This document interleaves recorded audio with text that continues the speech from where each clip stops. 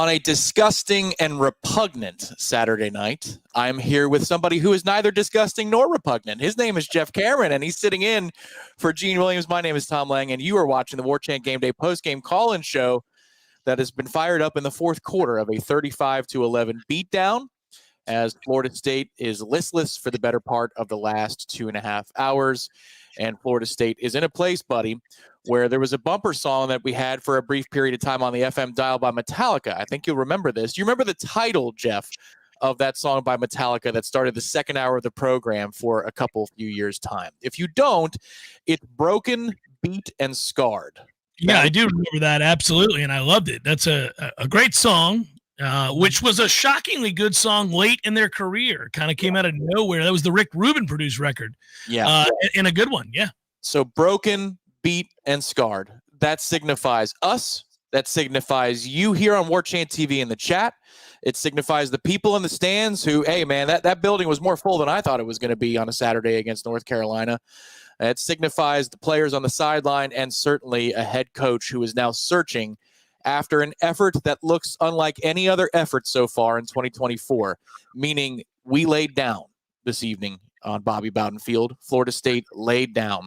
I said earlier in the week that Omarion Hampton for North Carolina would be truth serum to see how invested Florida State was in showing up and playing hard today.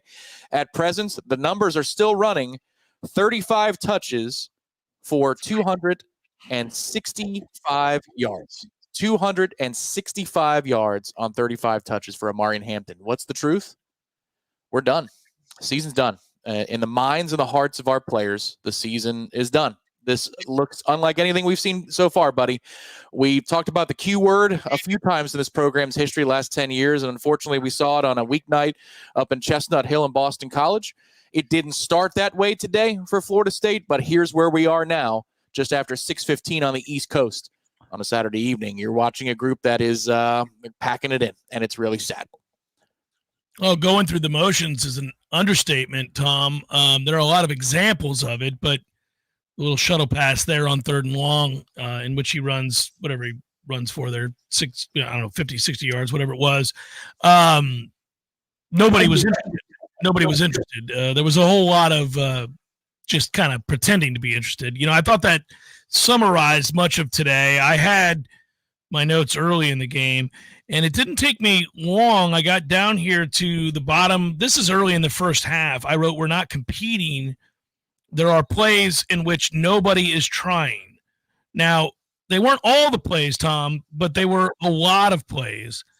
And, when you rush 3 against 5, which North Carolina did on a couple of those Bo Atkinson sacks, they were rushing 3 against 5, and they got home pretty easily.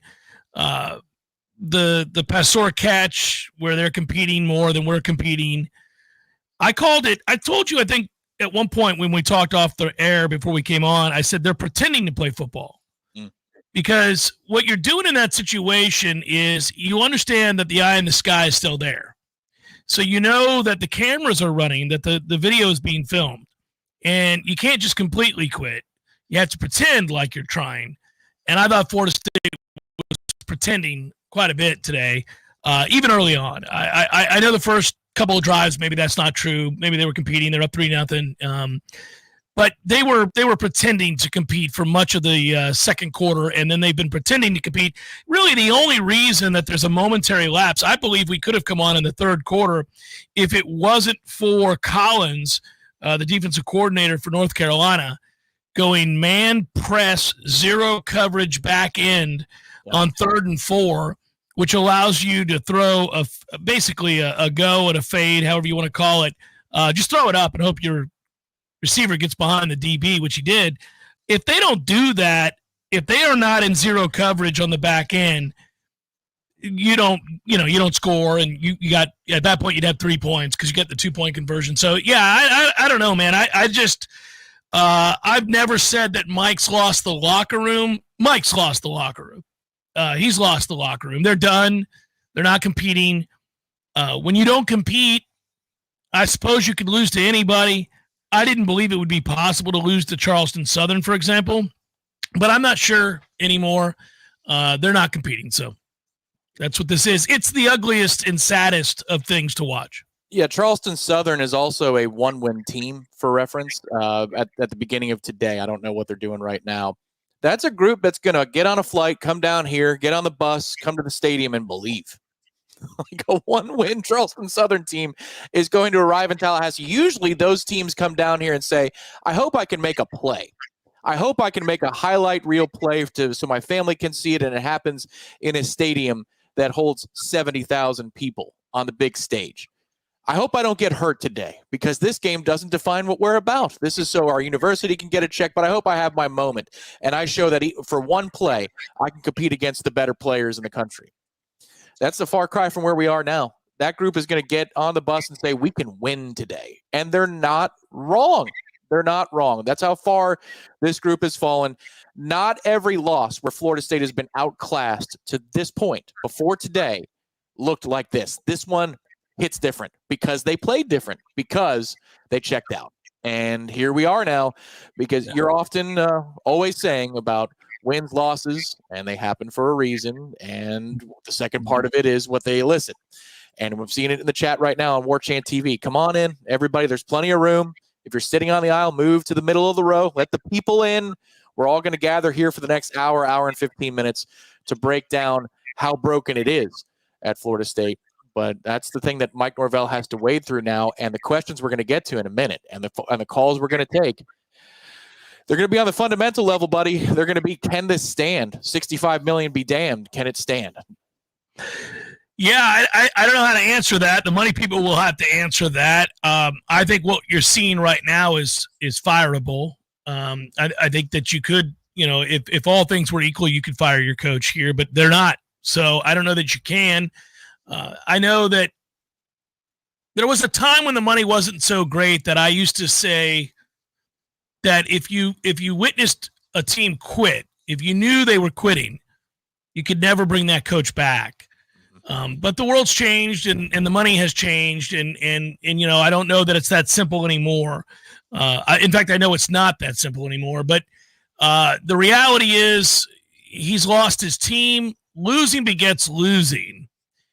And so even if he's not lost his fight, his team has. And so you're really in an untenable situation. I use that phrase a lot, but they are in an untenable situation. I don't know, this is on display. And when you watch this, it's ugly. It's very difficult to stomach.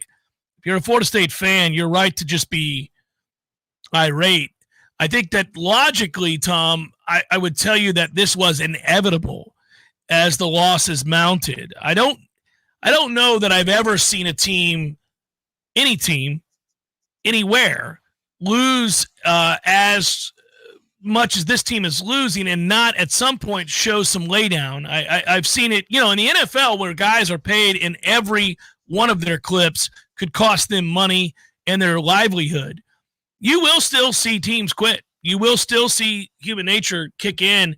And teams will lose their ability to fight at some point. If you're in the midst of a 2-12 season, for example, and you're down 21-0, if you're watching that game, you might see a team quit. And there are ramifications for that. Typically, a coach is fired, etc.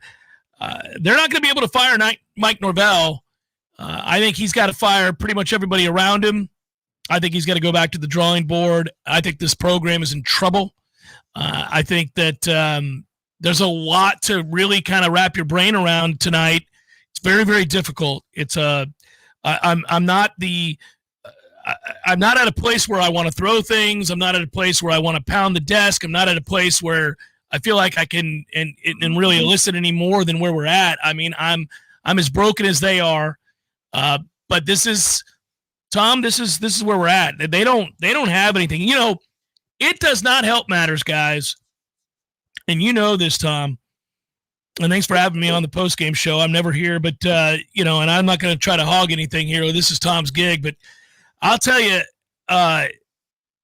what's difficult is Florida plays really hard, and they're playing Georgia, and they're right there. And if they don't lose their quarterback today, they might win that game. Who knows? I doubt they will now. But Billy Napier was the laughingstock of the state coming into the year. And now he's admirable. and that program is sadly admirable tonight in the way that they've continued to fight. Miami, obviously, I hate Miami. I'm always going to hate Miami. But clearly, they've got a team and a program that's moving in the right direction. I still think they'll get beaten up in the playoff because they don't have a defense, but that doesn't matter. Cristobal's got them rolling right now, and we'll see what they revert to next year without their quarterback, but they're still in a much better place than we are. And I guess the reason I bring any of this up is to say that as Noles, it's really difficult to know that we are now clearly amongst the big three by far and away in the worst situation. It's not close. I mean, it's really not close, and that includes Florida. So in a really short period of time, as in last year to this year, Florida State has relinquished their position of power in a talent-rich state at a time where they had a chokehold on Florida and Miami. And just like that, not only did you relinquish it, not only did you allow for those two programs to catch up, well, they've surpassed you and then some. It's really now they're the ones laughing. And it's hard to stomach.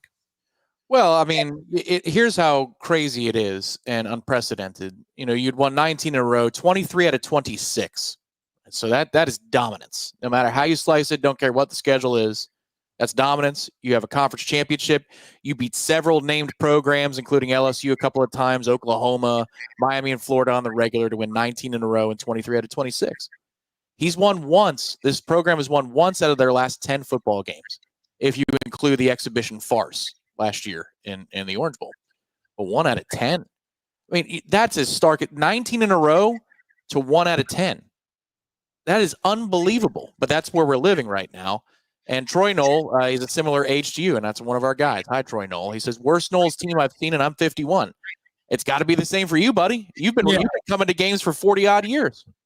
Yeah, I'm 53 years old. I began to start to go to games with my dad in 1980. So, yeah, that's correct. I can't believe how long I've been going to games. But, I don't really recall anything quite this ugly. If you especially go back to my time in the early 90s in school, I certainly never saw a day where we could be like this. I mean, the lost decade was something that was tough to stomach because it not only meant that you were losing a legend and the game had passed him by. And at that time, I began to have a career in media, and I remember hating having to give that opinion, knowing that there would be pushback, et cetera, but also knowing that I was paid to give an opinion. So what are you going to do? You're not going to make everybody happy when you do that. But at that time, Tom, we were talking about what later became the lost decade, quote unquote. We were talking about 6-6 seasons. Yeah. We were talking about 7-5 seasons where you weren't getting the most out of your talent, and there were in-game moments that made you realize the coach wasn't as sharp as he once was, and it made you sad. And then, of course, the nepotism stuff. And these were the debates we were having at the time. This is very different. This is even different, by the way, at least this particular season is even different than what we had at the end of the Jimbo run and at the beginning of the Willie run. This is worse than both of those. And I thought there were a lot of questionable things that were happening at the end of Jimbo's time and certainly in Willie's time. But Mike now has somehow usurped those moments, and here we sit. It's tough. On the one hand, I will tell you that a guy that actually did win 19 in a row and won 23 of 26 and did rebuild a program and was able to pull it up from the muck is somebody that you can respect more than some of the other situations that I'm referencing. On the other hand, with a team that's completely quit like this one has, you can question whether or not it's salvageable. I think he's probably wondering that too. I think he has to be wondering that too right about now. Well, I think the administrations were wondering about that. I think all the people that have a say, like not, us, we can talk about it and we can feel properly about the situation, but we don't have the recourse. We don't have the power to help affect change beyond just discussing how disgusted we all are. Like how I feel right now. I agree with you. You're talking about this is all I can summon in the moment.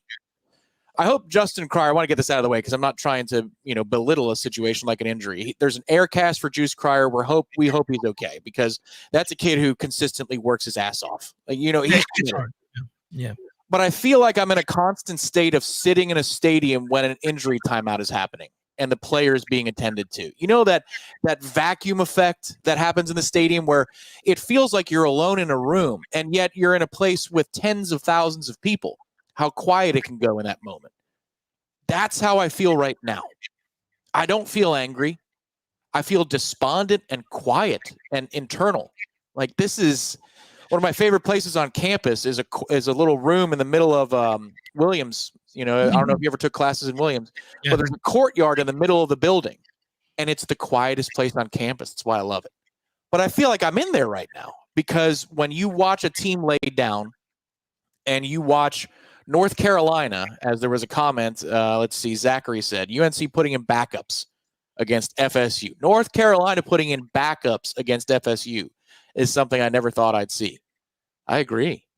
I mean, this team had been getting outclassed. They've been getting out-coached and out-schemed and out-thought, but we hadn't quit yet, and this one feels different. Nolkev has been somebody I know that was on your show, Jeff Cameron show, but this was a sentiment last week he gave on the postgame show, which is I'm measured, and I'm a guy who supports Mike, but I'm starting to wane, and here it is again. I'm not that kind of guy to radically act radically, but this feels more like than another loss, just another one of those. This feels like something more.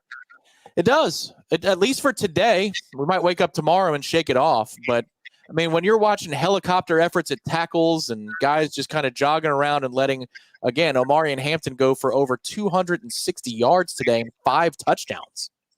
They had them bottled up in the first quarter of the game. Like all of this damage happened in the second quarter and the third quarter, and you watched the effort wane and you watched the spirit leave the bodies of our football players. This does feel different today, buddy. This one feels like a death knell. I don't know that it is, but it feels like one. Well, the thing is, when you hit rock bottom, and I think we have,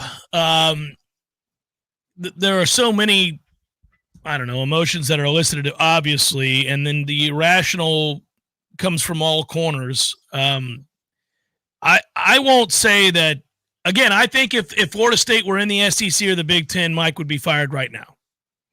If they had the extra money, if they had the extra $30 million annually to make these kinds of moves, I believe Mike would be fired at the end of this year.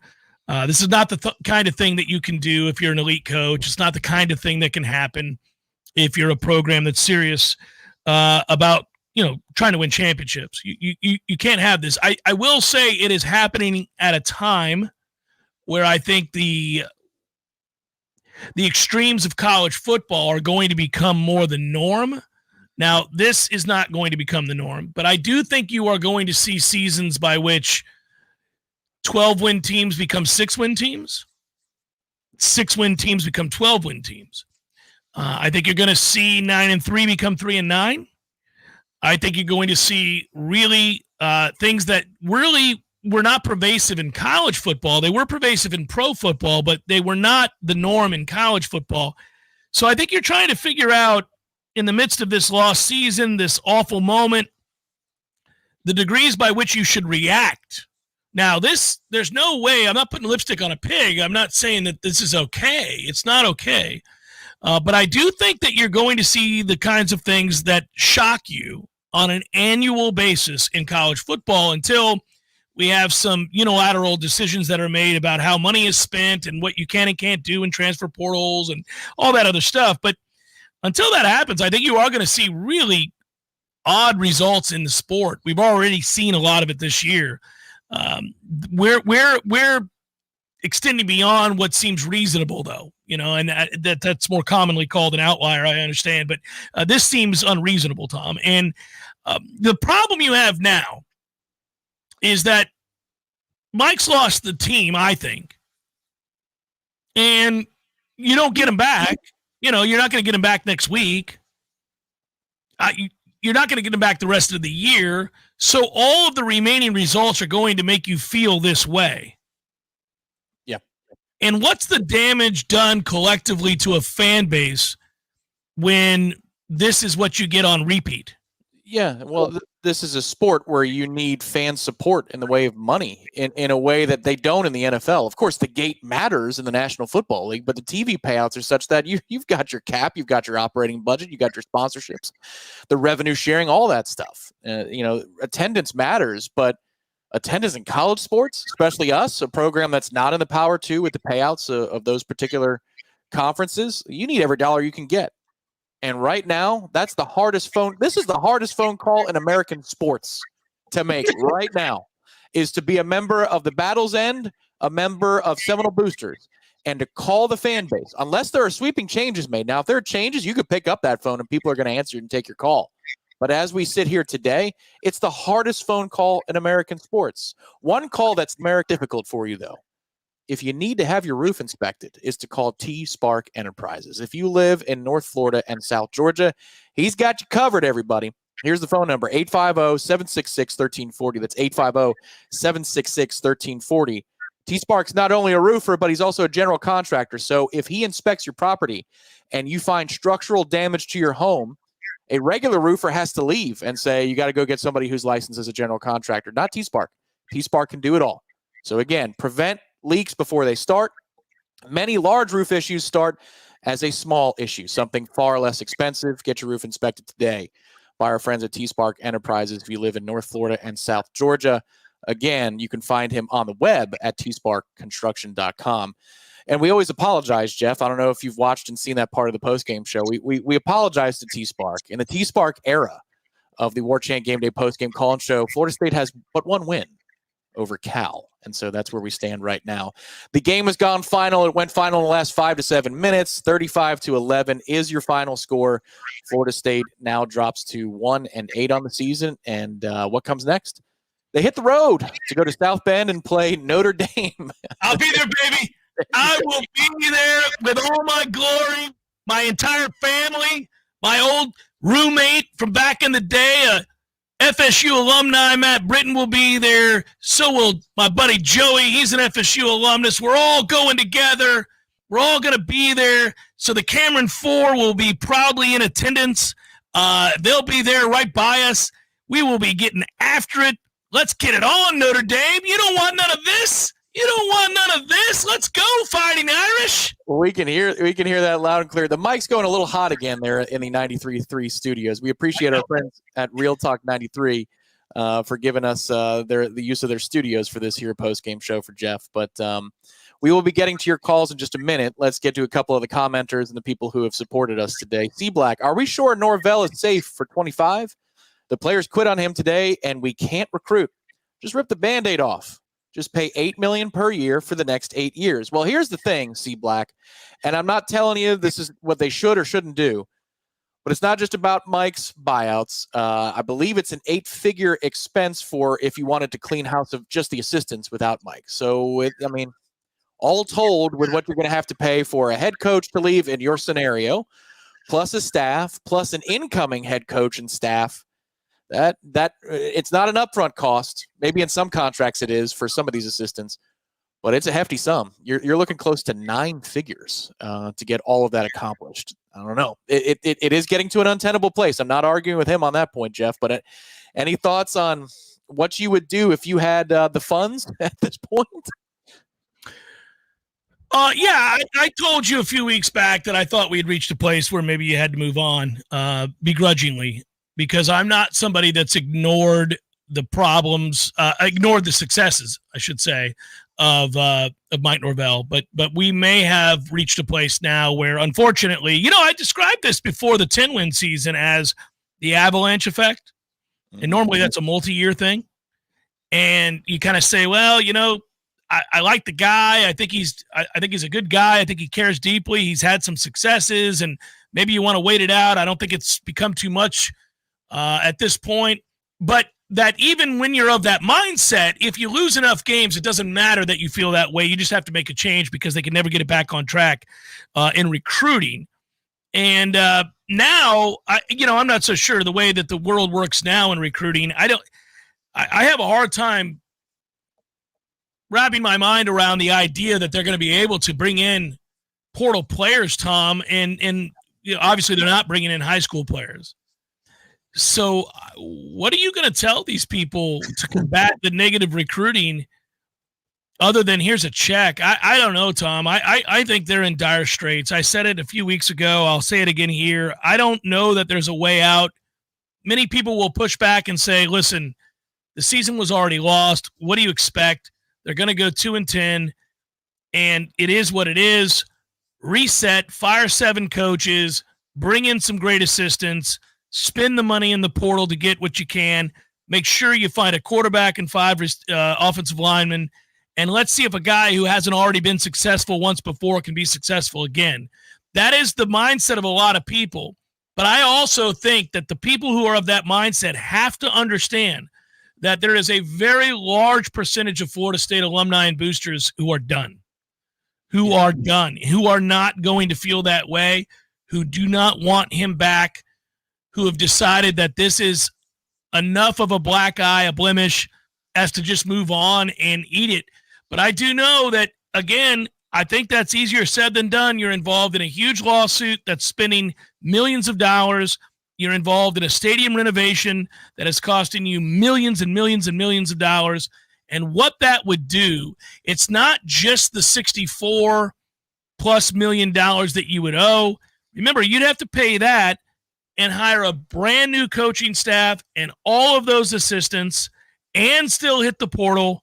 Yeah. And, you know, I mean, this is really more along the lines of $100 million, $120 million plus that you would have to spend in order to get this, you know, flipped. And even then, there are no guarantees. Because I'll tell you this, if you're going to spend that much, you have to have a guarantee. Yeah. And that doesn't really exist in college football. No, it doesn't. And you're going to be spending a lot of money no matter what you do. And, you know, Rubbish says you all still think mid-season firings aren't going to help. What are we even doing here? 11 points against this North Carolina team. Florida State did finish with 201 yards of offense today. Congratulations for breaking the 200-yard plateau to Florida State. Thank you, Rubbish. Never lose your nerd. Brown should be benched and never play again. 1-8 in Charleston Southern will beat us. Road to 1-11. The funny thing is, I thought Shaheem Brown came out to play in the first half more than he did the entirety of the Miami game, but spirits obviously were broken and taken away and taken out of the, as I said, the chest cavity of these Noles by the second half of the ball game. Thanks, Never Lose Your Nerd. Yuckmouth, who's always positive. This is when you know it's bad, when Yuckmouth says negative things. When players make business decisions, it usually implies the player has an NFL future. Except for Fitzy and Mastro, none of our players have a future playing ball. I think Farmer and Jackson still do. Farmer, I think, has been relatively consistent this year, and Jackson has had his moments the last few weeks. But your point, generally speaking, Yuckmouth, a lot of dudes who are doing a lot of jogging who don't have an immediate NFL option. Appreciate the contribution there. Jamie, Mike and the coaches need to change also. They have to figure out how to get out of this contract. There's no way we get good players to come here after this debacle. And it was a debacle today. It's hard. You know, when you're 1-7, you don't expect to see something on the football field over 60 minutes that you would label at that level. But that's what we saw today. And now we're going to turn to the phone calls in just a minute.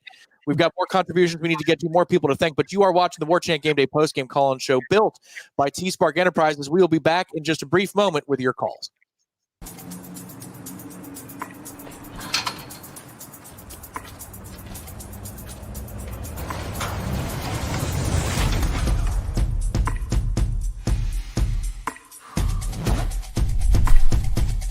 Greatness is built through passion, perseverance, and an unyielding commitment to one's trade. It starts with dedication and the relentless pursuit of perfection. The early mornings, the late evenings, the sacrifices made, all for that one moment of knocking it out of the park. On every job we do.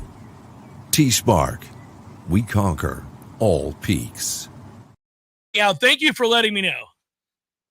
Our own Jeff Cameron there, I got him muted. I don't know, maybe he's talking with somebody who's connected with the athletic department, or maybe he's talking to a family member stuck in traffic. Either way, we're going to be talking to you in just a second here on the Warchant Gameday Postgame call-in show. Justin's contribution, why are we not benching players? Even the announcers were talking about how players were quitting. Yes, on the long touchdown run up the middle, where you're seeing a bunch of guys make, as Yuckmouth put it, business decisions. That was inexcusable. And if you've got, usually TV people are very careful too, Justin.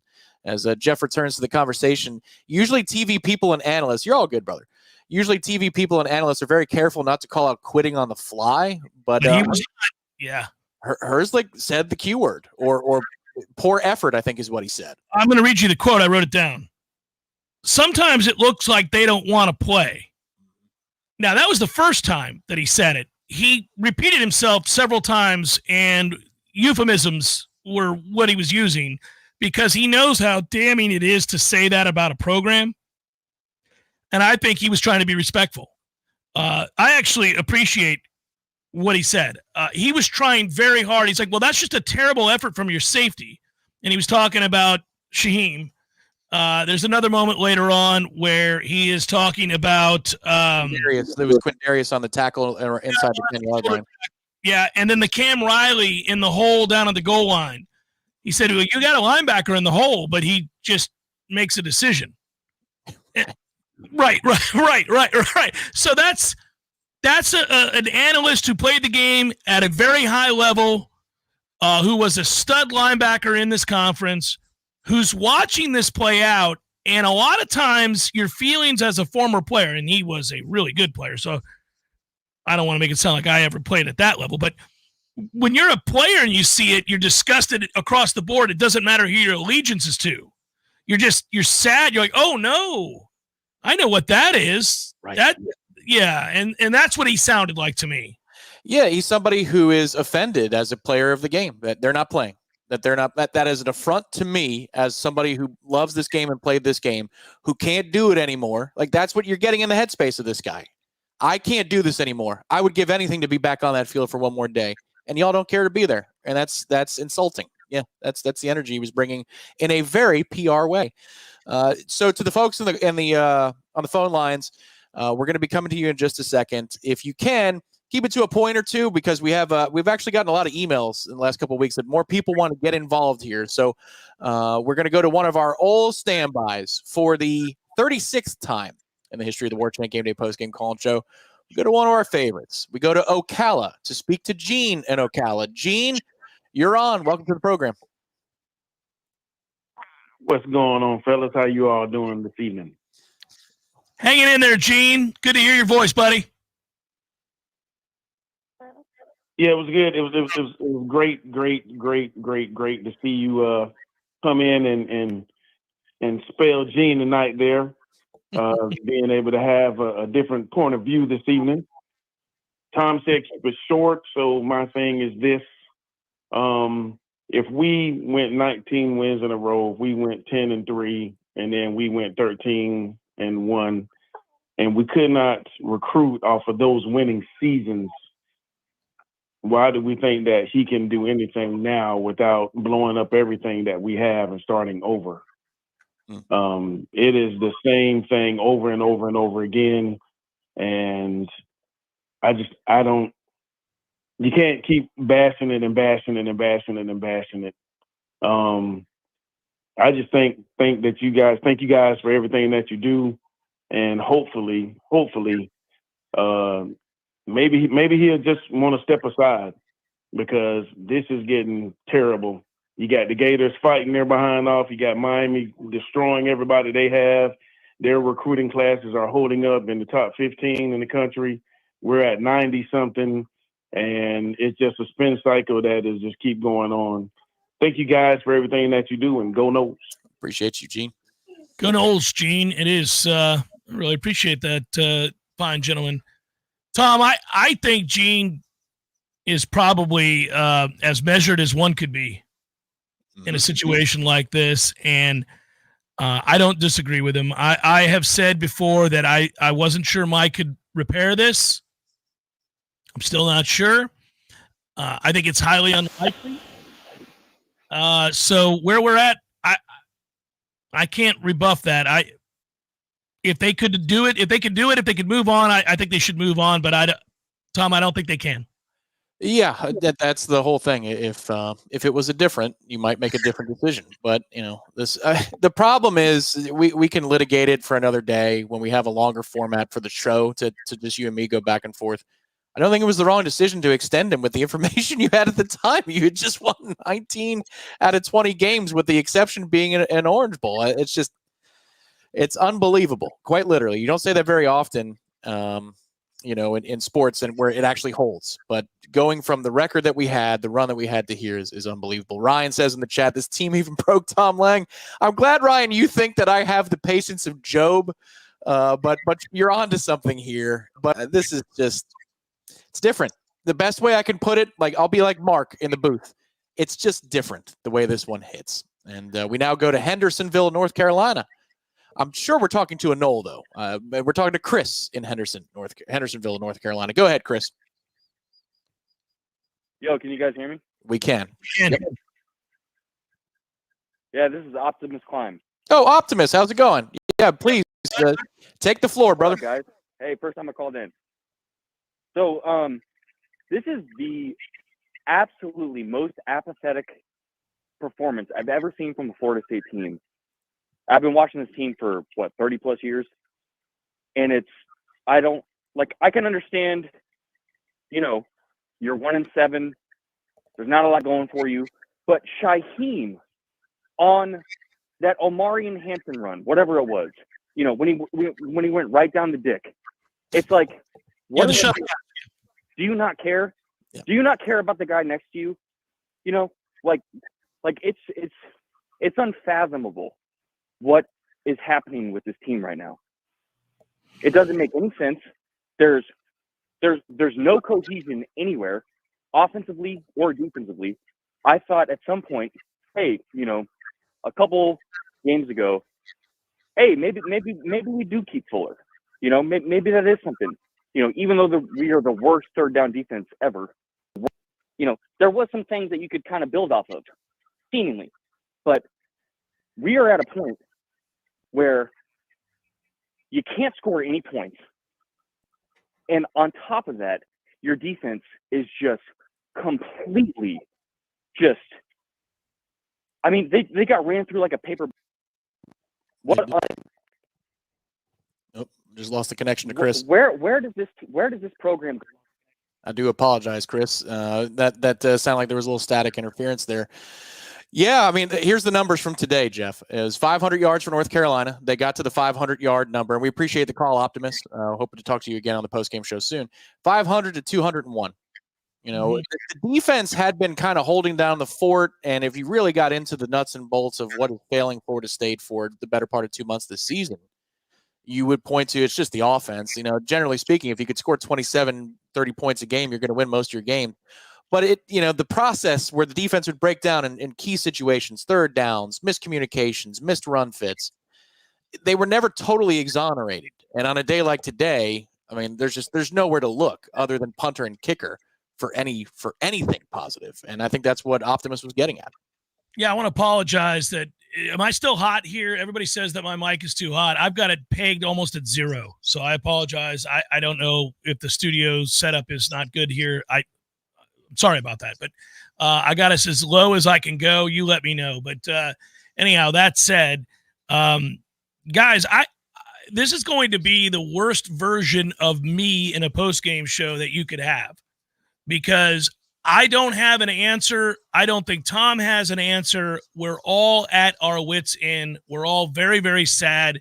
This is a completely lost program for this year. The only thing I can tell you is that I really hope that we're entering into a weird realm of football where it's entirely possible that you could go 2-10 and somehow in the depths of hell find 9-3 or 8-4. It might be that that's where you're going in modern college football, arranged as it is.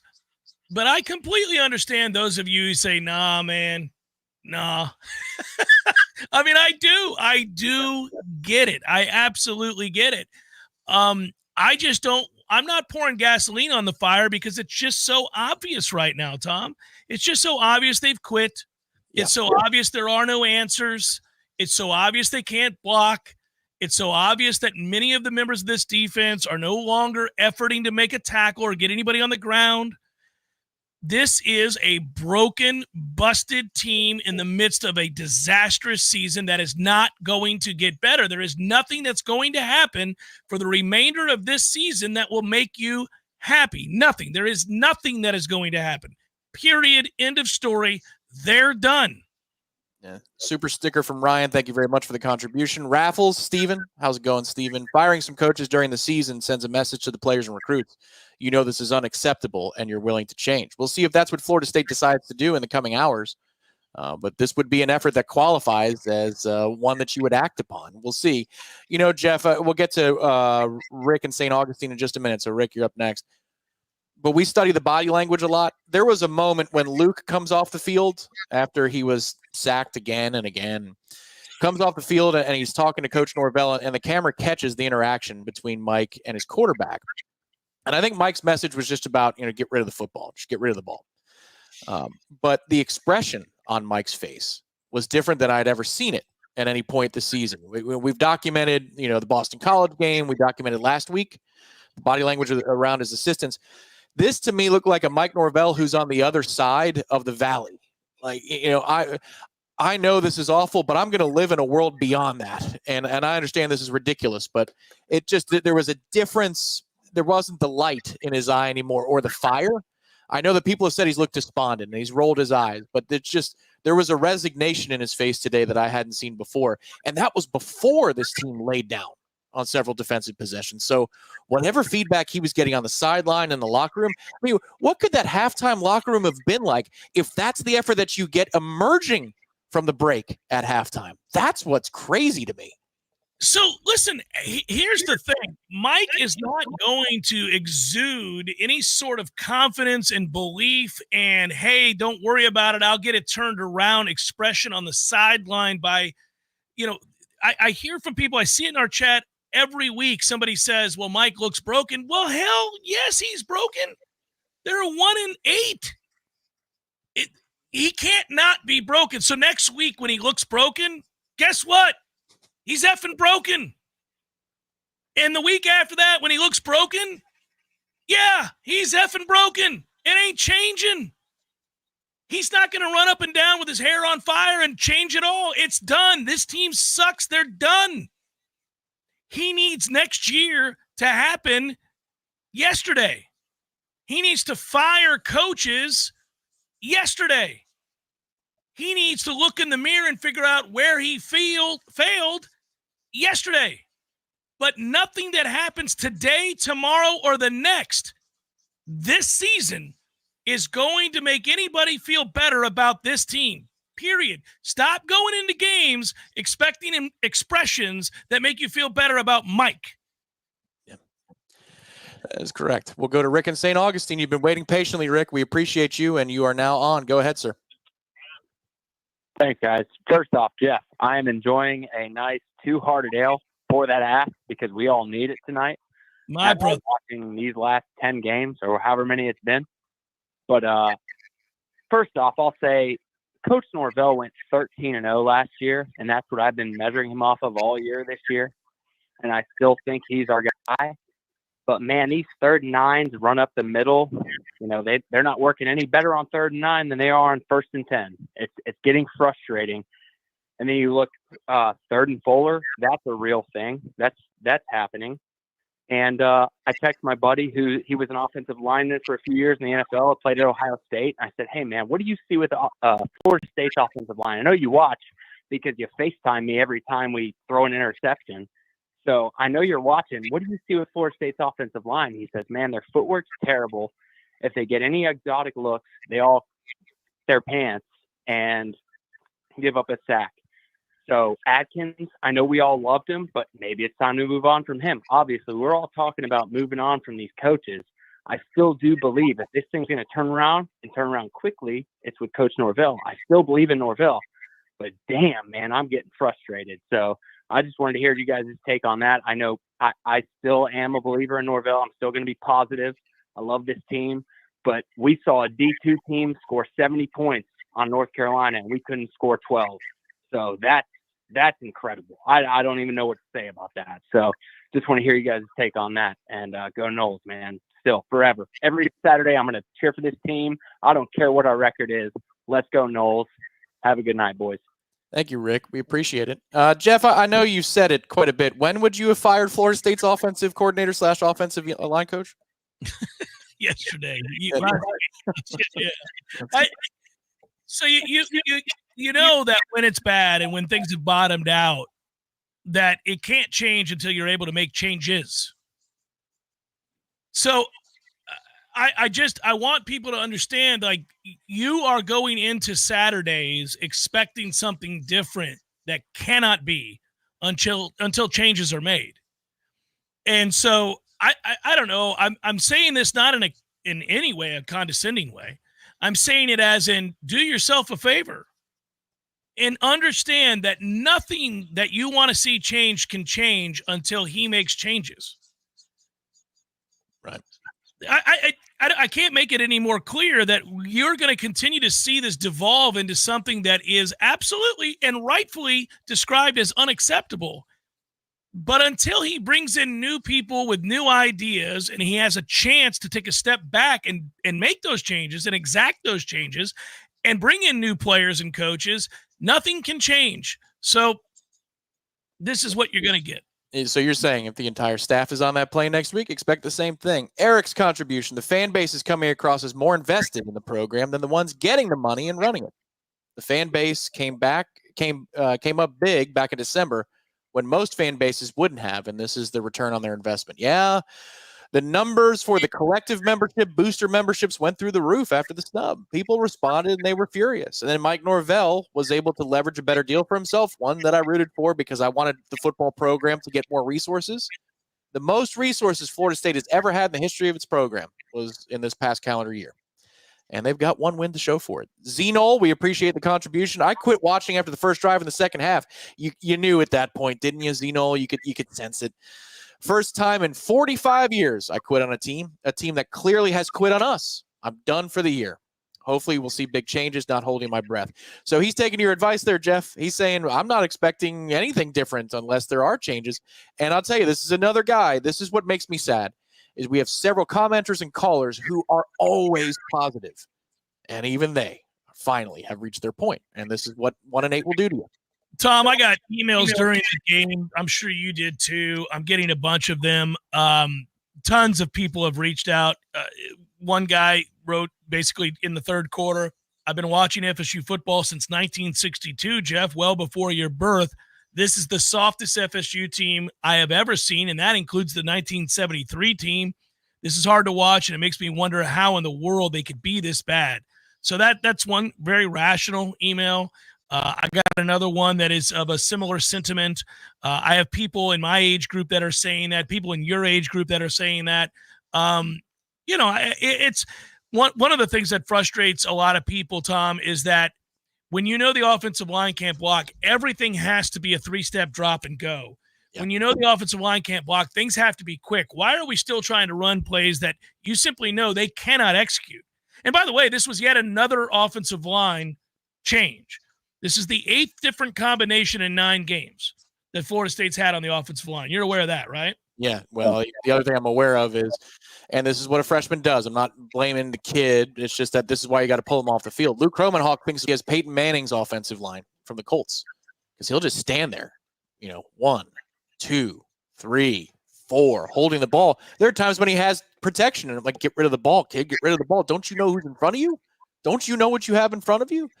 And so anytime you're turning and you're looking for hope, Luke's not ready. You can see that. Brock is what Brock is, but none of it works without a good offensive line. Marlon in Miami, welcome to the program. Thank you for your patience. And go ahead, Marlon, you're on. Hey, guys. Good evening. I'm not going to quit on the team. Obviously, quit. I sat last week in that stadium, so and I had to hear it from all the candy canes, including my wife. But what I'm asking, and I want, everybody, we're talking about money and we don't have money and this and that, but you guys just said something that everybody got pissed off last year with the snub and the money was pouring in and the money was pouring in. If that money continues to pour in, because that's what's going to take.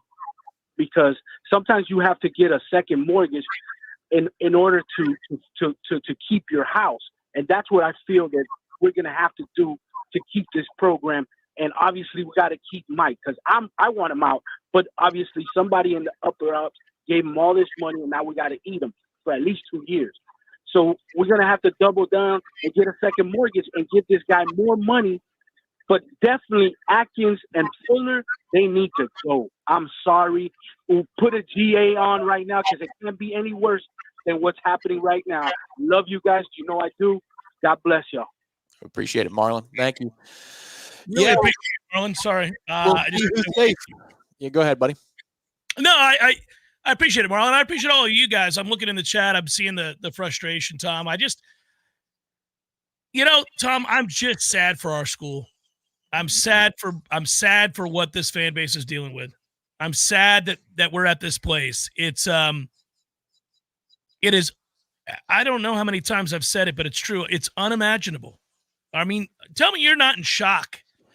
Yeah, I am, but I'm where you are, because nobody in this fan base, I'm not talking about us, I'm talking about y'all out there in the chat, people who are calling, social media, nobody deserved what happened to Florida State at 13-0 last year. You didn't deserve that. That's unprecedented, and they picked us. The powers picked us to be the one that gets left out of the dance in an unprecedented way.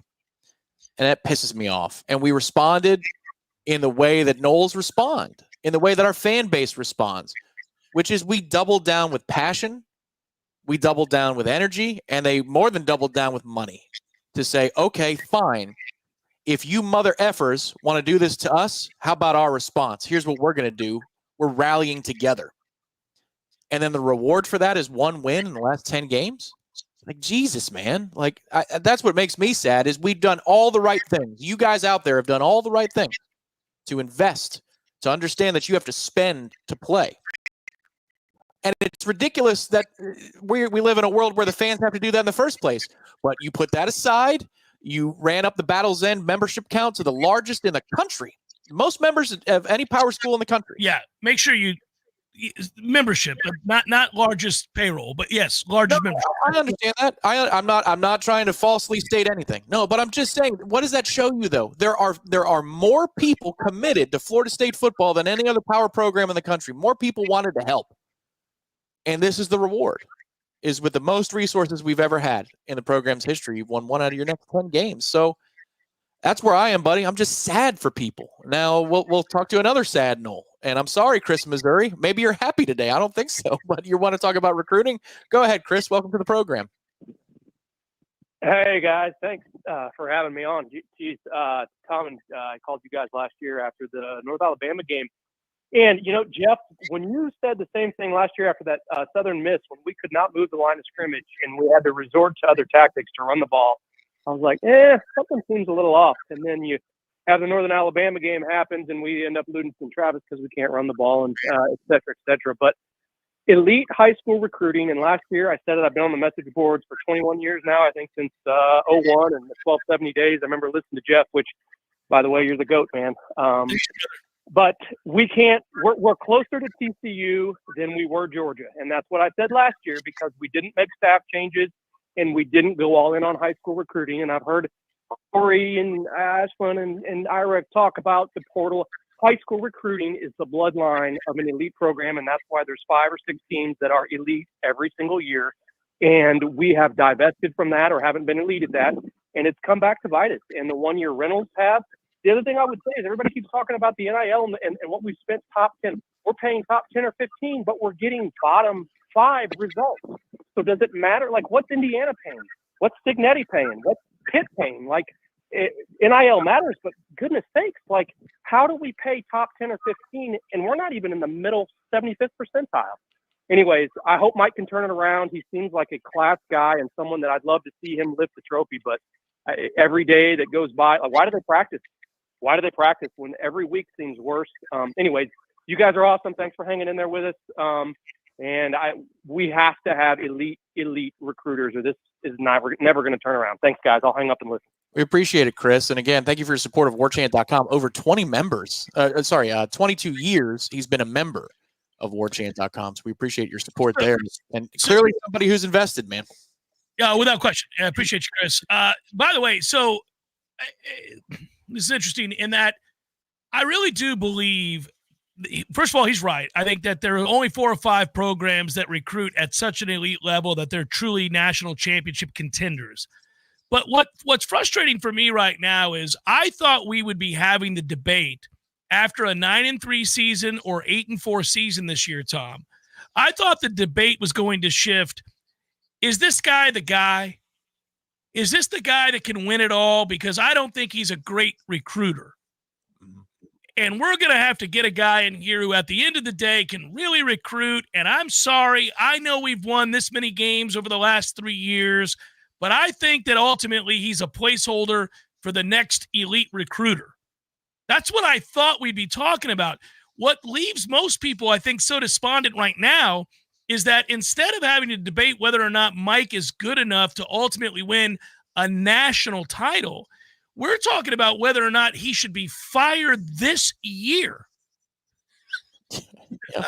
I mean, that is where we live. That is the world that we're living in. It feels fake. It feels fake, but it's not. It's just so sad. Robert, thank you very much for your contribution. You said can't be surprised anymore. This is the team. This is the staff for 2024. You subsequently edited with another contribution. Thank you. Just visit the drawing board 30 days earlier and hit the right reset buttons. Yeah, that's what we're waiting on now. I mean, it's just a waiting game for that. Sandman, 1 win thanks to the cow kicker missing. Thank you very much for your contribution there. And thank you to Dane, who says Fuller's never been good here. And thank you to Matt, who says, what's worse, Florida State, Stanford, Cal, or all the above? Yeah, I know it, man. We seem like, well, no, we just are amongst the worst programs in America. McCluskey, thank you for the super sticker. And we also have to thank Hightem as well for the super sticker, too. Next up on the calling list for me and Jeff is Dave in Nebraska. Dave in Nebraska. It's been a few weeks since we talked to you. Welcome to the program. Go ahead. Gentlemen, how's it going? I had to take last week off after the Miami loss, and I thought that was going to be rock bottom, but there is no doubt this is the worst thing I've ever seen. Nobody can argue that this is worse than Willie Taggart era, right? I mean, this is the worst program we've seen in 30 years. And I know everybody wants all the coaches to get fired, but it comes down to who wrote all the coaches a brand new check after last year. Alford, right? That's what it comes down to. Why is he not getting more pressure about his decisions? I know everybody's soccer and volleyball, but the top 2 programs, football and basketball, are absolutely horrible. That being said, look at Central Florida, just fired their defensive coordinator, and they just won by 40 points today. You have to fire coaches that know that are going to get fired at the end of the year. You have to fire them. When you know they're going to get fired, you got to cut your loss and be done, because there is a disconnect going right now where the coaches are probably preaching to the kids, get out of this place because I'm going to be gone and I'm going to get you a job next year. We have to cut our losses now. We cannot let this go on for 3 more weeks. Somebody has to lose their job today. All right. Thanks, guys. Appreciate it, Dave. That's, it's well said. It's where it is, that we're just waiting. Again, we're waiting for something, some kind of news out of Florida State that there is change coming. Otherwise, just expect what we've seen. I think Jeff put it best. This is one of my favorite handles I've seen in the chat. Fuzzy Ball. What a great name with tennis balls there. Nice logo. This team couldn't beat a top 10 FCS team. So bad. Thank you, Fuzzy. Ryan B., this is what happens when you don't hold a linebacker coach accountable for multiple years. Hear you, Ryan. It's more than just that coach right now, though. Ryan, can you two see, even if a small chance, Mike being fired this year? Sure. It's a small chance. I could see that. It's gotten to that place. Michael Alford, whoever has his phone number is going to be ringing it off the hook and texting it off the hook, Jeff. So I could see a small chance, however remote it might be. Your thoughts as you clear your throat? Yeah, I think there's a small chance. It's highly unlikely. Forgive me. Sorry, I had a cough right before I was going to answer. I think it's highly unlikely. I will say, I'll push back on some people who are like, oh, no, Mike Alford's fine. We'll see, man. We'll see. I don't know how many people are going to be as excited about Mike Alford as they have been in the past. I'm not saying this is his fault. I'm just saying that an athletic director always takes heat when the football program is awful. And that last caller, I think it was Dave in Nebraska, pointed out that, your top two moneymakers are both terrible. And there's not a program in America where your top two moneymakers in terms of sports that do bring in money are horrible. There's not an athletic director in the world that doesn't take heat when that happens. Yeah, I agree. This is something I brought up in post-game shows a few weeks ago. Like when you lose one game, it might be on a player. You might be mad at a player. Lose a couple games, a position coach, a few games, a coordinator, a handful of games, the head coach. You lose more than that, then it's about the athletic director, the administration, everybody. Like burn them all. That's what happens here. The one thing I would say in Alford's defense, the information he had before him at the time that they extended Mike was that this arrow was pointing up, and away. Yeah, Tom, I'm going to give you that, but you don't have to extend Fuller. Ain't nobody coming to get Fuller. Nobody was coming to get Atkins. He had a for-cause situation. Nobody was coming to get him.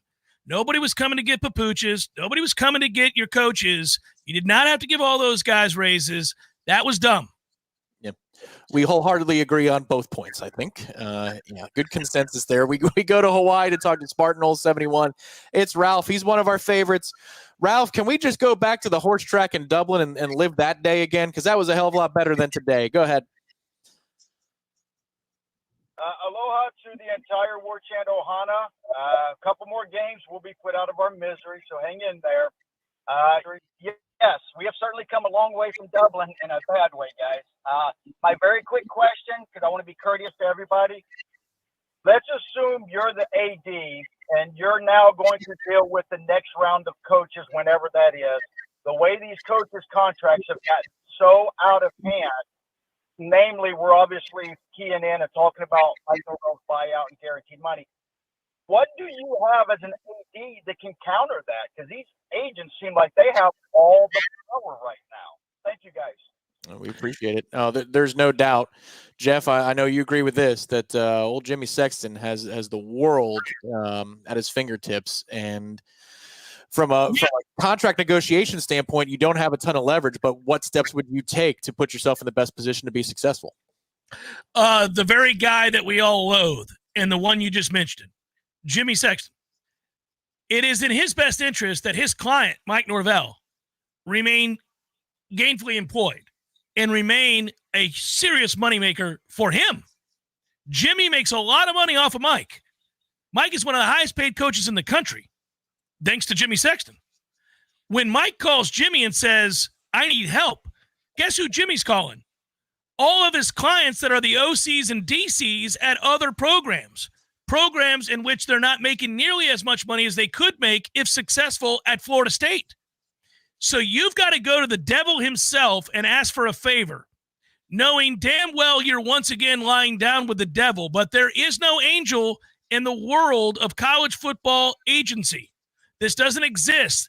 They're all assholes, everybody. This is how it works. And that guy is the king a-hole who holds all the cards. And there's no getting around him. So you go to him just as I'm sure Mike is going to him as we speak and say, help me help you. Let's go. I need to figure this out. Find me 9 guys that are going to get this turned around, that can recruit the state, that do understand the relationship building that's necessary in the high school ranks, that can help me win back over this fan base who has now washed their hands of me 1 year removed from an undefeated regular season. Short of that, the only other conversation you're having is one that is a huge leap in logic, and that is to go to Jimmy Sexton and say, your client has failed us in a way that is unfathomable. How about we negotiate so that he no longer has to shame himself? Why don't we give him $30 million to walk, and you bring in one of your other clients that we'll probably have to hire, whether that's Lane Kiffin or whoever else, and we'll make that move right now.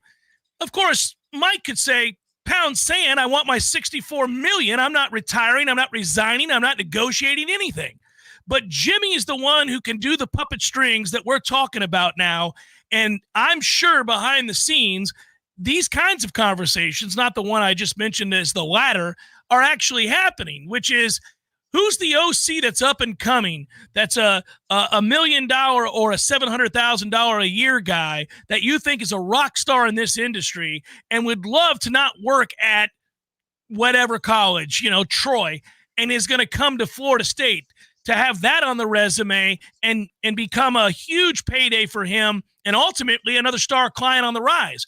Because that's what I think you're going to have to look at, and I'm sure behind the scenes, these conversations. Listen, Mike's not waiting until they go ahead and get their ass kicked by Florida, which they will. He's, I'm sure at this point, talking to Jimmy and everybody else, so is the university, saying, hey, who's down the pike that we can bring in? Because this is obviously not going to get it done. Yeah, if he was getting cold feet about drastic changes, I think today it solves the cold feet issue. Justin, there's really no way to fire Norvell. I feel we're going to lose more money in the long run having 2 more years of this stuff. Maybe give a D2 coach a shot. Literally willing to try anything else. Thank you, Justin, for the contribution. Yuckmouth, your head coach is in big trouble when Mac Brown is giving him a pep talk before the game. I do have to give credit to Peter Holland Jr. of the Democrat. He did take a photo, and Jeff, this is worth 10,000 words, this picture in so many ways. But there it is right there. First of all, the Jumbotron for Florida State is broken. That's not like a bad download or word art on the screen. It just says field pass randomly, and you've got cameras that are broken. This was happening apparently all game day in the stands for the fans who were trying to watch replays. But there you go. Mac Brown with his hand on the 2 shoulders of Mike Norvell giving him a pep talk. How does that make you feel when you see that photo? Uncomfortable. Yeah. I agree. On that note, we go to Priest in St. Pete. Hey, the land of the Camerons. Welcome to the program, Priest. Go ahead. Thank you so much for taking my call, guys. I just got one quick question, and then I'll let you guys talk about it. Does Mike Norvell need to recruit a large quantity of 3-star players? Because I don't see him getting 5-star players. I see him maybe getting 1, maybe 2, 4-star. But it's the 3-star basket going to have to be what we're going to have to get from Mike. Thanks, guys, and y'all have a good weekend. We appreciate it, Priest. Outside of dropping bags, buddy, which you can do legally now, who else is going to be listening to Florida State? You blue chippers? I don't know. He didn't have a choice. Yeah. He's going to get down in the muck and find your up-and-coming 3-star kids that, want it. And you got to throw numbers at the problem, Tom, because we know the hit rate on kids that aren't 5-star kids is lower than that of 3-star kids, obviously. I mean, it's if you're not getting those kids that are a special kind of clay to mold, then you better get in excess of 3-star kids that you hope you can throw at the problem, and some of them emerge, and that maybe a couple of them turn out to be special. Yeah. Clayton, thank you very much for the contribution. He says, I tend to overreact. Last year I was paranoid about Mike leaving for Bama and the program losing all momentum. Now I'm paranoid about this season being a self-inflicted death penalty to the program. Talk me off the ledge. Well, Clayton, there's 2 ways to do it, and Jeff, I'll pick one of them. And because it's something you often said, you've already said tonight, which is this day and age of college football, you can change course. The cruise vessel is more nimble than in other eras of college football, where this would be a minimum 4 to 5 year rebuild with what we're facing right now. You can do it quicker in the era of NIL. You have a different path to talk him off the ledge? No, I think that's right. I will tell you that I think that there are 2 different conversations that you can have. You can have the conversation that a lot of Florida State fans are having, which is this fixable? Is this the guy to fix it? What has to be done? All right, put that over here. That's a conversation. I even find it to be an interesting conversation. Then there's the conversation of what do we do right effing now? What do we do when this season ends? Well, I think you go and you invest big time in your offensive line, because this is bullshit what you watch every Saturday. I would go get a bunch of offensive linemen, and I'd throw huge numbers at the problem, knowing that I'm going to whiff on a lot of these 3-star offensive linemen that I offer. I'm going to take 10, 15. It's going to be insane. You're going to be mad. Every day you're going to wake up and go, another guy? Who's this slappy from Furman? Hey, he's got to be better than the guy I got. I'm bringing in a ton of guys on the offensive line, and I'm riding with one of these 2 quarterbacks, if not both, if I can convince them to stay. I don't blame them at this point. I like our young receivers, so I'm going to invest a lot of my money, most of my money, in two things: the line of scrimmage, offensive and defensive line, assistant coaches. You're not firing Mike. Go out and get you some assistant coaches. Obviously, you got to hit on them. Who knows if they will? We'll be having that conversation at a later date. Go out and get some different assistant coaches and go get something that can win the line of scrimmage. Because if you can block, everything else under the sun within football becomes easier. But they can't block at all. So there you go.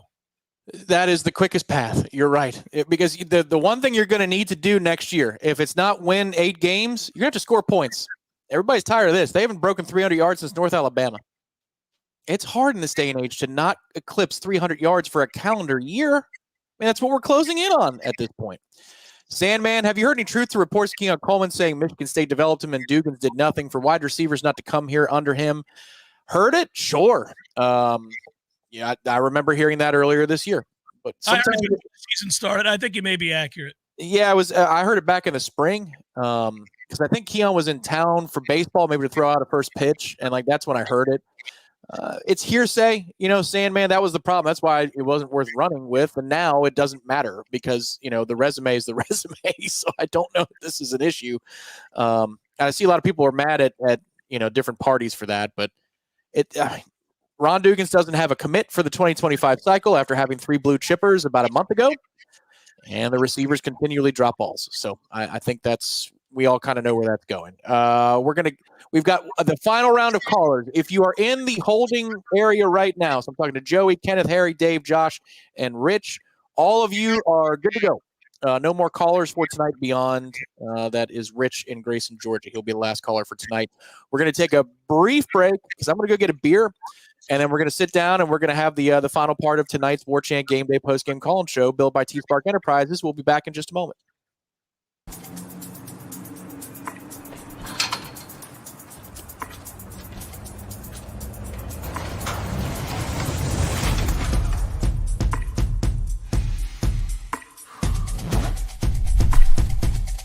Greatness is built through passion, perseverance, and an unyielding commitment to one's trade.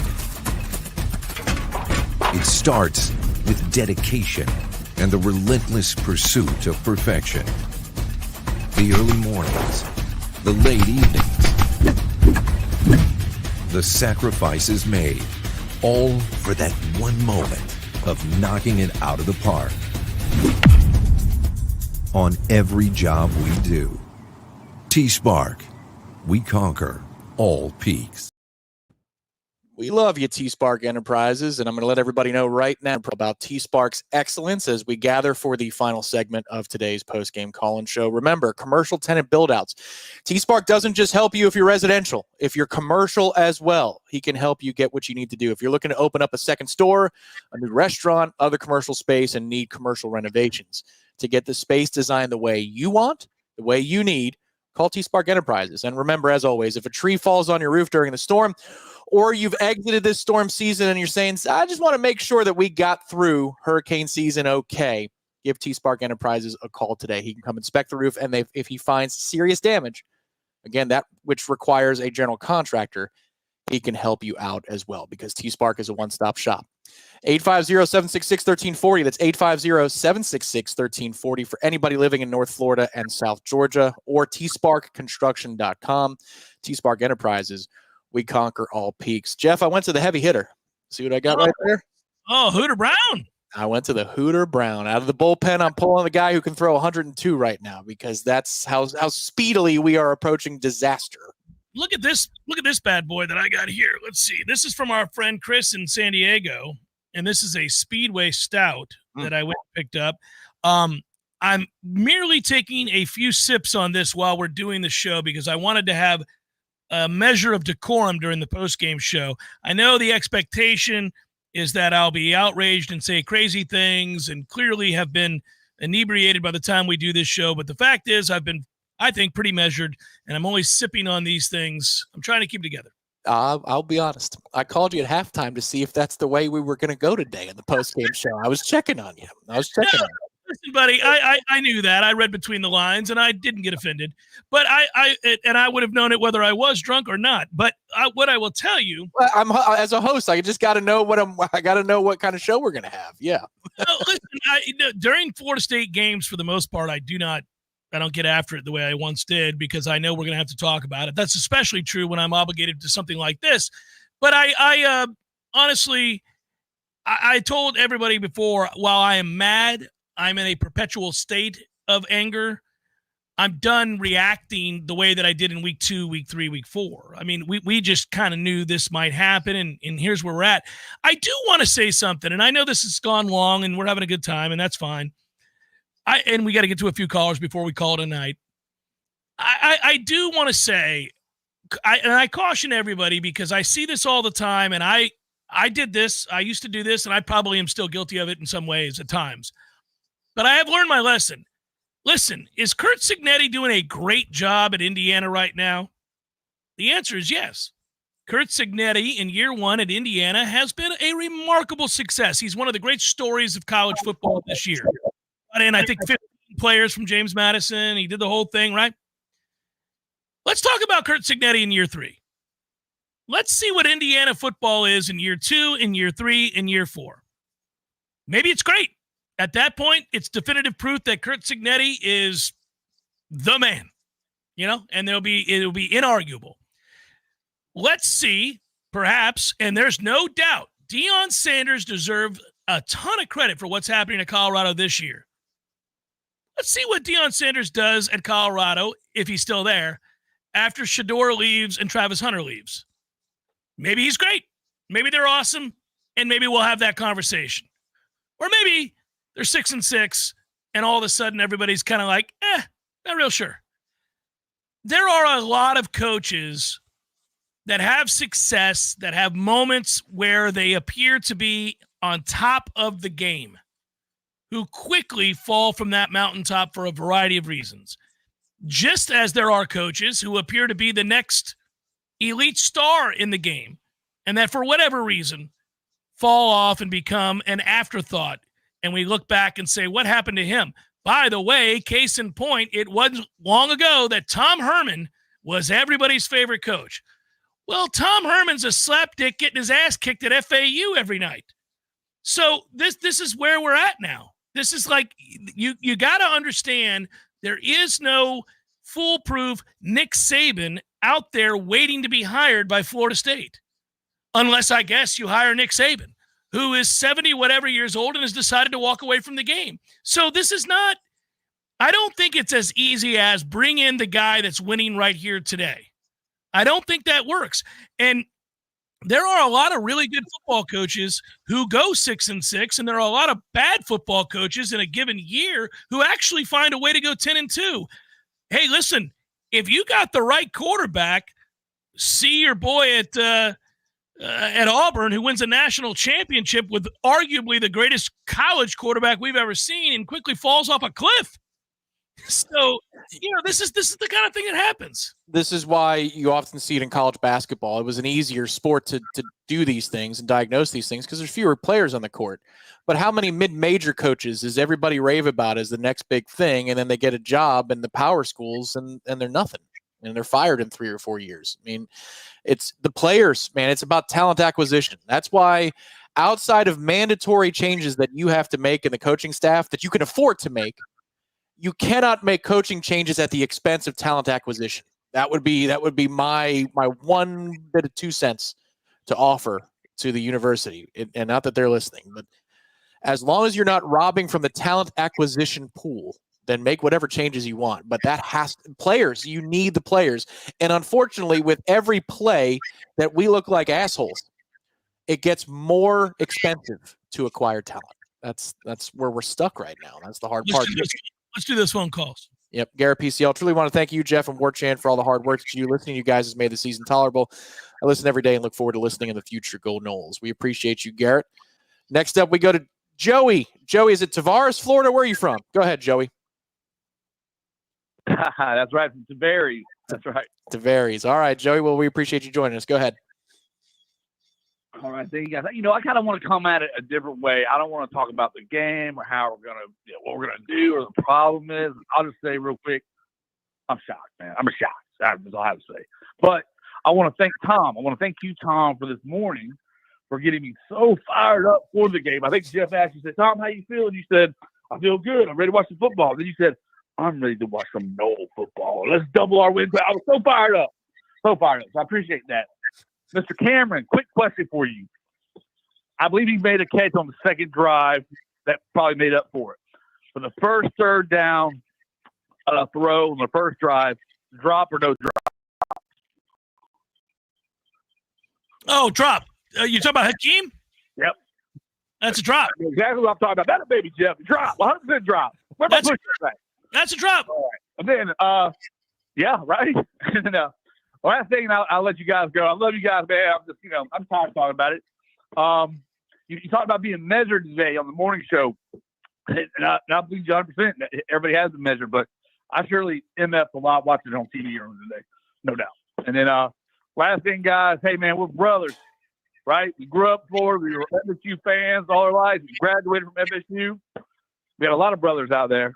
And we're going to be all right, man. I don't know how, but we're going to turn this thing around. Y'all have a good night. Thank you, Joey. We appreciate it.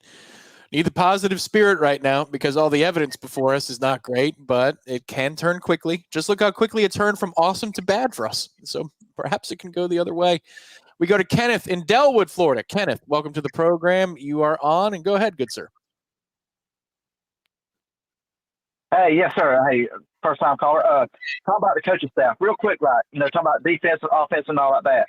Maybe if Jordan Travis didn't make it in the NFL, bring him back as a young offensive coordinator, and Florida State needs to go out there to Georgia, Alabama, and try to get a good, like, Pruitt, the guy out there in Kentucky that left, and just rebuild the whole coaching staff around over. He's got to surround himself around some good coaching staff, and what he's got right now ain't working. Yeah, we appreciate it, Kenneth. Yeah, well, Jeff, I mean, that's the thing is, when Jimbo's defense for the national championship went from quite good under, but pretty vanilla under Mark Stoops to, among the best that we've ever seen, especially once they fixed things after about game 3 that season. Post BC. Post BC. He went into Nick Saban's coaching tree where he came from, and he said, well, who at a kick-ass program can be kick-ass for me? And I think that's what Kenneth is looking for here is find a program that's doing it right and go grab somebody that obviously understands what it is to build a program like that. Yeah, but he also had NFL draft picks at every single position. Mm-hmm. So it's the chicken or the egg discussion. I mean, he couldn't F that up. He had so much talent. These guys were all elite players. I think that I'm so disgusted with how poorly they recruited here on the heels of 2 great seasons. And then, of course, the frustration is that obviously you whiffed with the quarterback decision in the offseason. I think you set yourself up on a lot of levels for failure. But again, you'll notice that the great defenses and the great offenses typically end up, in rear view, when you go back and look, you're like, oh, well, that guy played in the NFL for 6 years. He played for 4. He played for 3. He was drafted in the 2nd round. That left tackle was a 1st-round draft pick. This is what happens, right? You got to have good players. Tom, you were saying it earlier. I think you can be a really good coordinator. By the way, everybody, Adam Fuller was actually a really good coordinator last year when he had 10 NFL players out of the field. That defense could have won a championship. It was that good. Fuzzy Balls, thanks for the laugh. Things are so bad that Mike has been praying more than Dabo. Thank you, Fuzzy Balls. We appreciate that. Next up is Harry. Harry in Birmingham, Alabama. First time we're talking to you. Go ahead, Harry. Welcome to the program. How's it going, fellas? I'm not a first-time caller. I enjoy listening to you guys every day. But 2 things I want to talk about, man. I want to talk about the recruiting and what do you want your team to look like. You guys kind of just hinted on it when we had Jeremy Pruitt and those guys and what the defense looked like. Hey, I work at Birmingham, and I'm here in Town, Alabama, James Old High School, and I work there. And every summer, right before spring, we bring about 10 or 15 kids up to Florida State every year. And I sat there this year, man, in between spring, and I watched practice. And, fellas, nothing I'm watching, I'm not shocked. I'm not surprised at all. I was there when I saw Derek Nottie and Telvin Smith and Jalen Ramsey and Jameis and Carlos Williams and James Wilder. Like, I saw those guys, and those guys look like NFL players. And we don't have guys that look like NFL players. And we're playing against early college teams that we want to be better than Georgia and Ohio State and Clemson. And those guys got NFL players, and it's just hard. Guys, what do you guys think about that? How can you compete when we look like a fifth-year high school going against Georgia and Alabama? And we got Alabama next year to start the season off, and we can very well be 0-1 in 26 and 0-1 in 27. And we got Georgia after that, and we could possibly be 0-1 to 2028. What do you guys think about that? I appreciate Harry, it. that's a great call, man. I appreciate you weighing in on us. Sorry, Tom. I was just impressed with Harry. I got to say, you know what's interesting? I think the biggest area in which we got it wrong, you, me, anybody else that was at practice, and less you because you weren't there as much, and I'm not saying that as a knock. You were in New York.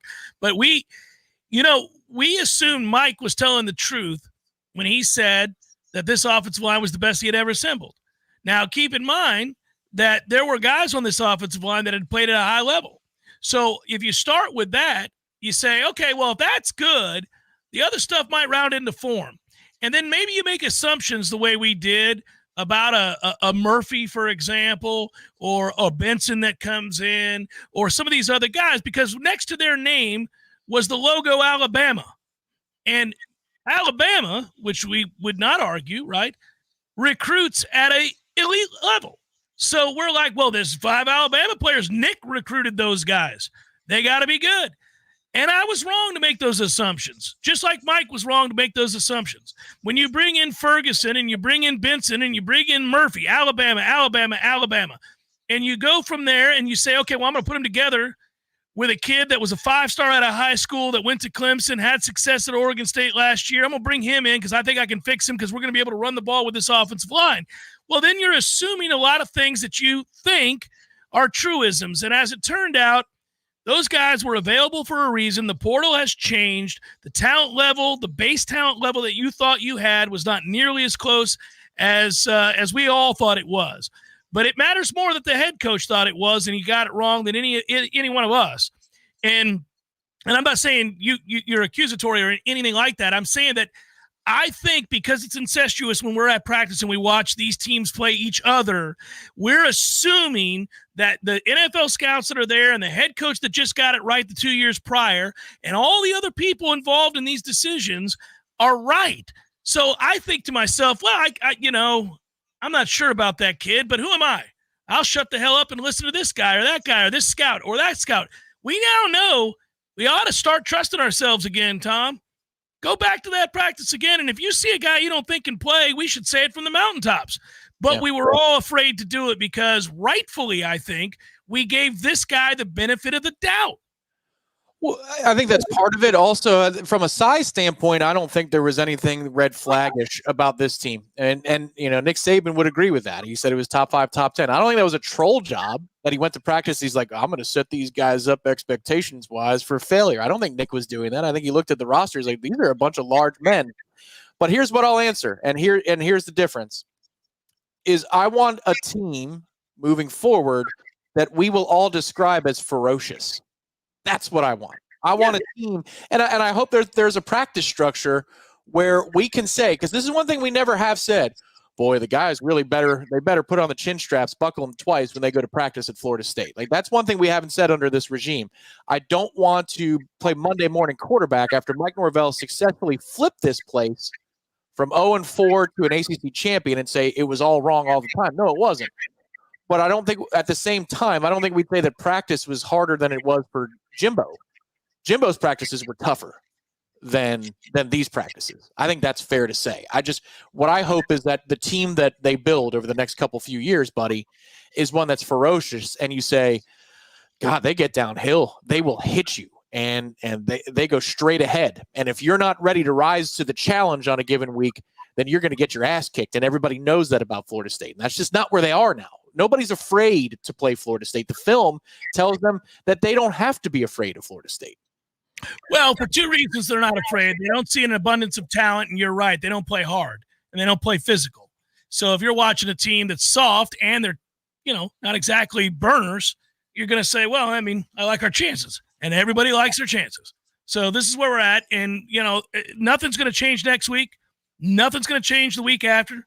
Nothing's going to change the week after that. I mean, if I make one point clear tonight, it's that your anger, all of your anger, I get it, everybody, but it ain't getting better until this season ends and he can fire some people, hire some people, and look in the mirror and make some changes to himself as well. Dave in Gainesville, Georgia, you're up next. Gainesville, GA. Go ahead, Dave. Go. 3, 2. All right. I've been pretty positive all. Dave, call back if you can, but I hit the drop button before you started speaking, so I apologize. Dave and Terry behind the scenes. If Dave in Gainesville, Georgia calls, please put him through. Josh in Tampa now. We go to Josh in Tampa. Josh, welcome to the program. Go ahead. Hey, fellas. How's it going? 1-8, brother. How are you doing?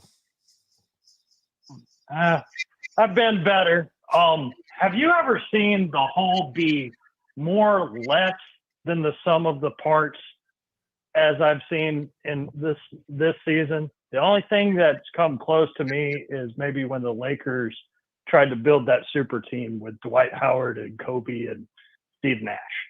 That's a good one. That's a good one, actually. That's a great analogy.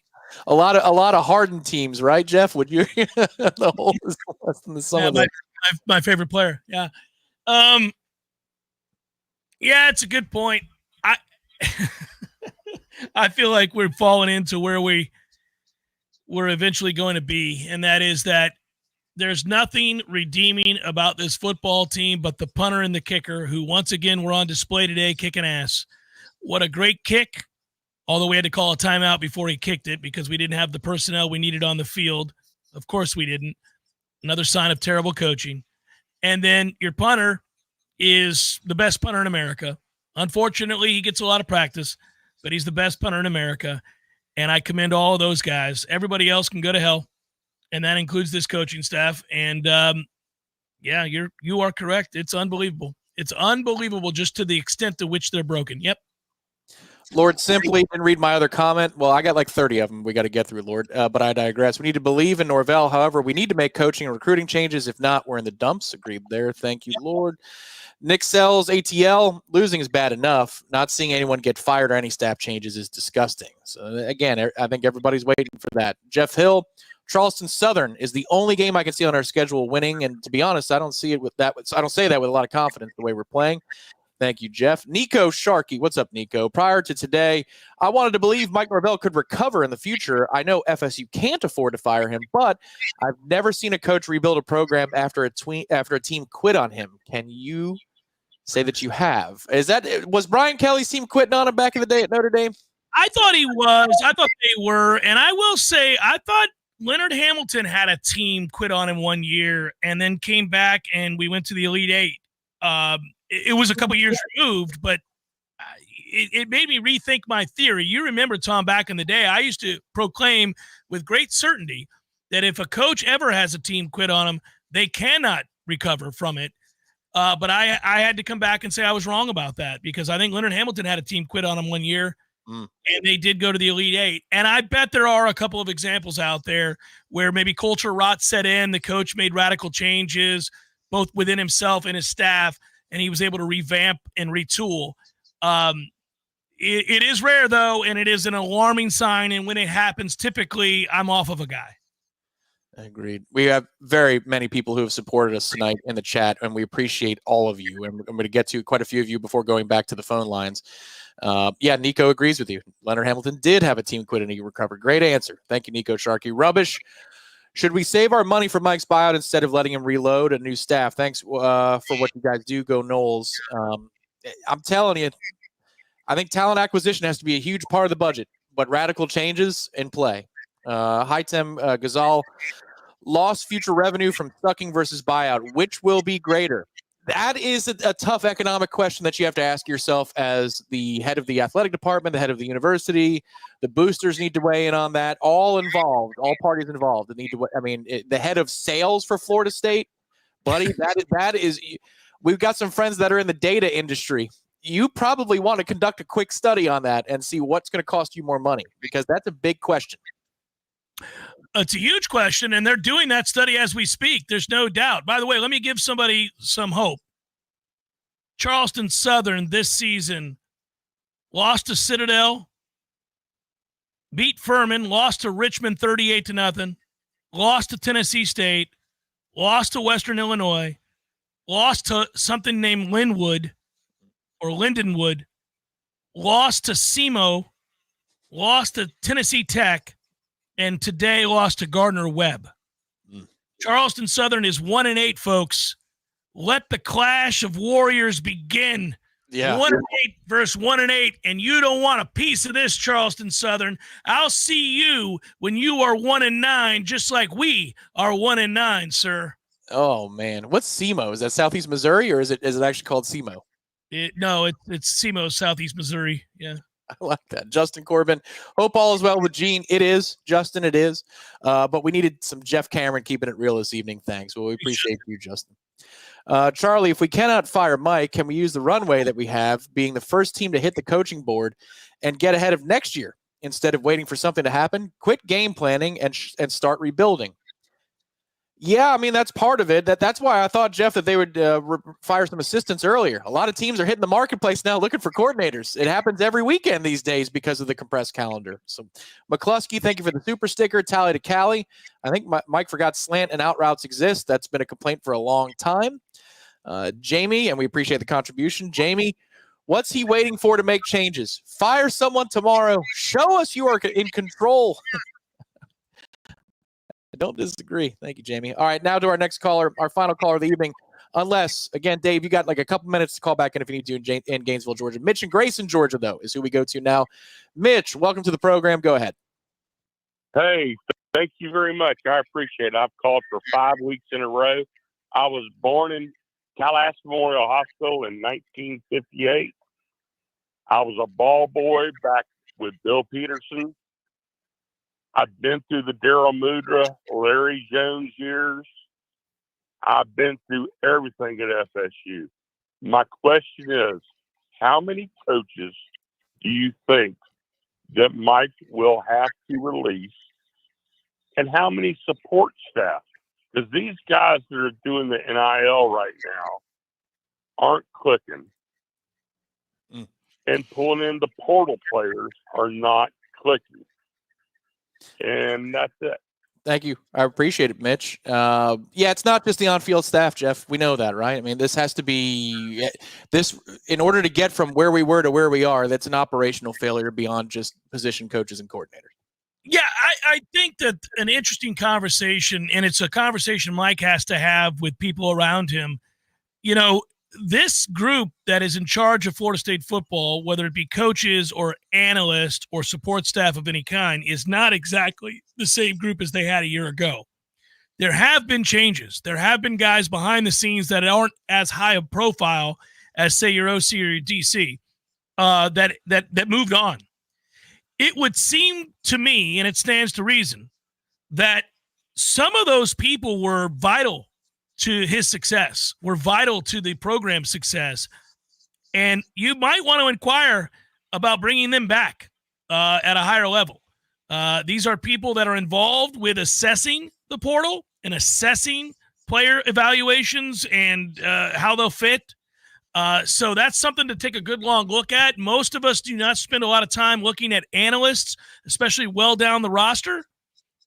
We don't know how often analysts at different schools, including this one, come and go. It doesn't make headline news. But when you lose guys, sometimes you find out the hard way that some of those guys lower on the ladder were key contributors to the success of those above them, Tom. And we've all been in situations where we were the ones doing the hard work and somebody else was getting the credit. And many of you out there have been in that situation too. I'm not saying that's what happened. I am saying it's worth looking at. To answer the question about how many, Mike is going to answer that, but I would tell you that I think that a minimum of 4 coaches have to be gone at the end of this year. And then in terms of the analysts and the others surrounding the program, who knows? That could be all of them, none of them. I'm not sure, but I don't think you can get by going into the next season with any fewer than 4 coaches being let go. I'd say if you like an analyst, here's an opportunity the next few weeks to let them have that job and see what they do with the opportunity if you wanted to dismiss somebody right now. Ian, thank you for the contribution there. He says there better be a lot of Christmas trees on the curb this year. We appreciate you. Optimus Climb, just want to thank you guys for being so great. I rely on the JCS to give me daily solace, and you guys always deliver. Thank you for existing. Oh, wow, that's cool. And beyond that, always doing a superb job. Well, thanks for the call tonight, Optimus. We appreciate you. Fuzzy Balls, Mike Norvell is the first Noles head coach since the infamous Larry Jones to lose 9 out of 10 games. I'm going to take your word for it. We could have asked the ball boy from the team who just called us a moment ago to see if that's true. Hi, Tim, again, thank you. Dillingham leaving for the same positions at Oregon was a sign that something was off. Appreciate the contribution there. Jay Hart, how can we justify firing assistants for $10+ million and hiring all new assistants for $10+ million? That's just prolonging the problem and costing us more money. If there's a firing, it needs to be everyone. So, okay. I would argue there's a drop in the bucket to fire and go forward to the tune of $20 million, $30 million as opposed to $64 million and starting over, and then another $60 million plus to hire a whole new staff. I think if you're just going to do your assistant coaches, that's probably the best you can hope for. All right, home stretch here. Dave did call back. So, Dave in Gainesville, Georgia, you got the floor. Go ahead. Hey, do y'all hear me? We got you loud and clear, brother. All right, man. Hey, Dickie Lang, legendary Jeff Cameron, thanks for taking my call. I've been positive all year to the detriment of my family and friends, but I think there's something more happening behind the scenes. I don't know if it's Jimbo Fisher level, but I think Mike Alford didn't hire Mike Norvell. I think the prior was mounting on Alford to make some moves behind the scenes. Because I think Alford wants his guy. So that's something I'm going to be looking at here moving forward is them possibly trying to find money to get rid of Mike. I want to keep Mike, but I'm just seeing that could something that be happening. And my other comment was the future of Patrick Surtain. He brought in Lester Bates, but they hardly play. So Surtain is the only assistant I would bring back. But our DBs do not make turnovers, so that's concerning to me. I think Fuller is the problem. Again, I'd like to see your thoughts about Surtain. We never talk about him much. And I highly dislike Alex Atkins, but thank you all so much for my call. Oh, we appreciate it, Dave. And I would say on that one, the defense is tough, buddy, unless it's so obvious, like when linebackers are missing coverage assignments or run fits or things like that. Like typically, it's hard to sort out between the defensive coordinator and a position coach about assigning blame or saying they don't generate turnovers. Is that a schematic thing from Fuller, or is that a technique thing from Surtain, or is it both? I find that one to be a difficult question. I know that Surtain has recruited very well, so that would be the reason I would keep him beyond this season. But trying to sort out like, well, we don't do this on defense. Sometimes that's a tough call between saying it's the coordinator's fault or the position coach's fault. Let me weigh in here for a quick second. I don't believe. I'm not real sure that Surtain will be here next year. I think I will tell you that I think there's a possibility that something exists at Southern Miss for him where he played, and I would not be surprised if he's not here next year. Take that for what it's worth. I wouldn't be surprised if he is somewhere else next year. Quite the nugget in the last few minutes of the Warchant Gameday Postgame call-in show built by T-Spark Enterprises. Last few contributions. You like how I always mention the sponsor. I saw that smile. Robert Ben, not to mention Sexton can call a shot on our next coach's buyout if we fire Mike 12 months after going 19-0. Well, he always can call his shot, can't he, Robert? Matt Diaz. I know why they have trouble with recruiting. It could be. I've asked him a few times. I never got confirmation. Obviously bad recruiters, but also they lowball kids. I know several prospects and one committed to FSU. Okay, so he's saying that we lowballed a certain offensive lineman who's doing quite well at Indiana. Yes. Ryan B. Pitt went 3-9 last year and is still undefeated, so it can turn around. However, you are right to wonder if Mike can compete the top five with the top five programs. Thank you, Ryan. We appreciate it. Birmingham Noel FSU contract with Mike rivals the Browns with that quarterback they have. No. We disagree on that, Birmingham Noel. I love that comment, but I don't think you're right. And our final commenter of the evening, his contribution even matches the top line of the program. Yuckmouth, once again, another good therapy session. Look forward to next week's session. Appreciate you guys. Yes, we will be back around, I'd say 11 p.m., maybe earlier. You know what? Both teams want to run the ball, get out of Dodge, Jeff. That one could be about a 10:15 or 10:30 post-game show here on Warchant TV next Saturday. You'll be up in South Bend, and Gene will be back where he usually is on the right half of the screen.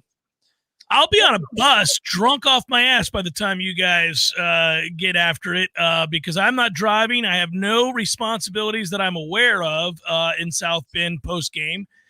So I'll be, drowning my sorrows is what I'll be doing on my way back to good old Chicago, where the next day I will be with the family, taking in a Bears game and going to a couple museums and eating good food before flying back and doing a show Tuesday or Wednesday, something like that. We're all just checking out, everybody. We're calling it a year. This is it. It's over.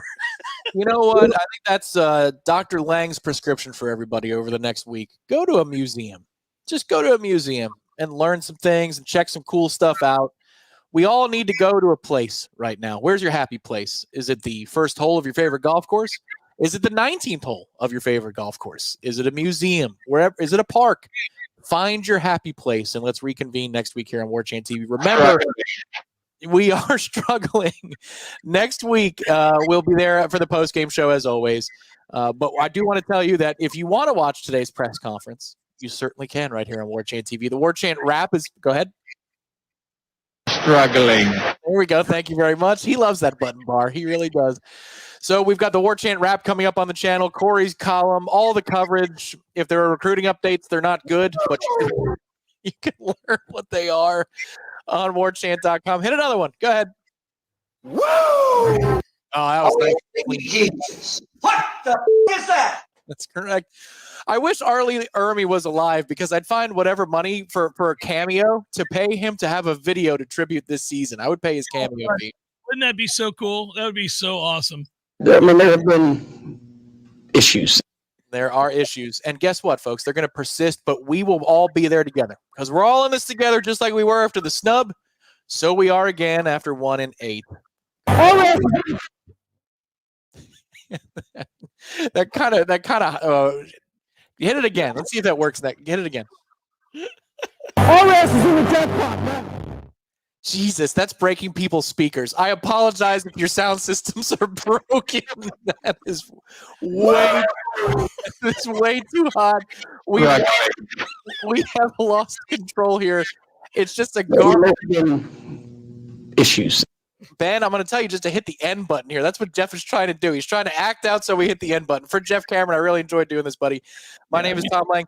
To everybody who contributed, we appreciate you. You never have to do that, but we really do appreciate it. To all the callers today. Great work to Terry Clark behind the scenes for screening the calls. Thank you very much, Director Ben Spicer behind the scenes.